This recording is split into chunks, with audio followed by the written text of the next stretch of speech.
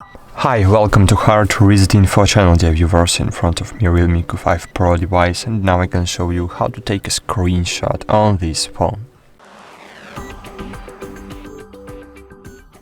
So there are two ways to take a screenshot on this device. The first way is to press together power button and volume down button.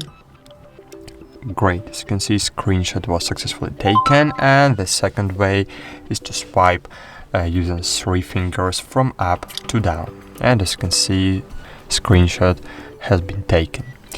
And of course, if you want to take a long screenshot, you need to use one of two ways to take a screenshot, and just click scroll, then scroll to the place you need and just click done. And as you can see, now I have long screenshot on my REALME Q5 Pro device. That's it. Thanks for watching. Like this video, subscribe to our channel, and bye. See you.